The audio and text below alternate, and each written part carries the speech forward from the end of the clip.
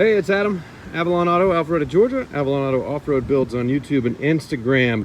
Made a video for this one about 2 or 3 weeks ago. It had the front bumper, everything else was stock. I really wanted to do the build on it. Can't really afford to do a full build, so I did kind of a mini OEM Plus kind of build. It already had the rival aluminum bumper on it. It has one accident on the Carfax, like a minor front bumper. I'm guessing that's when they upgraded to the aluminum bumper. We were torn between wheel choices. The Icon Vectors that I was initially planning on going with were not available. They were out of stock, so we went with the Summit SSW off-road wheels, Dakars. This is a 0 offset, same offset I run on my LX 570. I ended up doing a 34, a 285, 75, 17 versus a 35 I've got on my 200. Same sliders from TKO.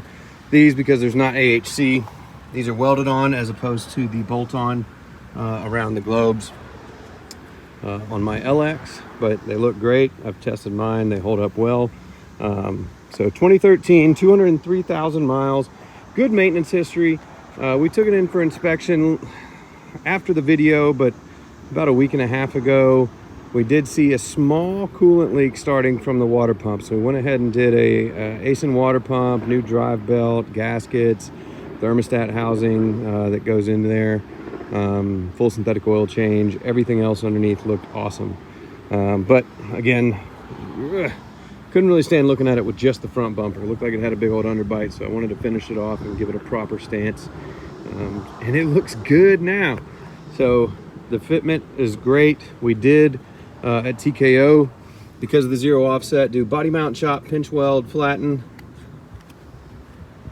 I also had an Apex 12,000 pound winch we bought for a GX470 build that was too big to get inside the GX470 steel bumper, but this rival has plenty of space in there, so we were able to use this Apex 12,000 pound winch with wireless remote and this guy. Just some standard pod lights just to fill the holes. They are wired up to the factory fog light switch, so no switch panel or anything needed. That didn't have factory fog lights because the bumper was removed and the connectors were just there.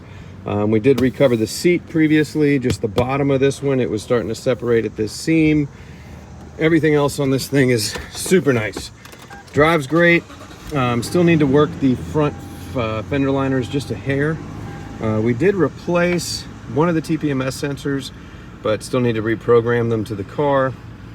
But AC's ice cold. It's got the rear TV, of course, third row. Second row looks good, no issues at all. Under the hood's clean. You know, oil was not bad, but it's kind of our process to go through and do an oil change, get it on the rack, and inspect everything. That's when we took the skid plate down to do the oil change. We noticed just a couple of little pink spots, kind of the witness marks from coolant leaks. Not bad, but enough to where we dug a little deeper, and yeah, water pump was seeping. Not bad, but why not go ahead and do it because we knew about it. Everything else in here is nice. Brake fluid's nice and clean. The winch is wired up, so you can plug this in to charge your remote. But because it's a wireless remote, we didn't do any more than that. Let's see. Again, full set of WeatherTechs all throughout. Back seat's very nice. Does have heated back seats. The rear TV, I think I've said once or twice. This one did get wheeled at some point. It was spent its life in the South, so I think South Carolina, Tennessee, and then last Alabama. So no rust underneath. It is kind of dirty underneath, but it's kind of to be expected of a truck. But no rust. Very clean, runs great. We went with the Toyo Open Country AT3s. I like them. They ride great. The sidewall is not as aggressive as I usually go with the Nittos or the Maxxis. But the tire shop, they said they've been road forcing these for other customers, and they got really low road force, and they've been trying to get me to buy them. And honestly, the price was probably about 30 bucks a tire less than the Nittos, so I went with it. And I really like the ride. I'll probably use these again. This headlight is going to get sanded and refinished. Whenever the accident happened, I'm guessing they replaced that headlight because that one's near new. This one's got some yellowing at the top. These do refinish well, so we'll do a 3-stage wet sand, polish, and then a clear coat. Try to keep it that way. But very nice 200 series. Love the stance on it now. Does have, you know, a decent amount of little like trail tattoos.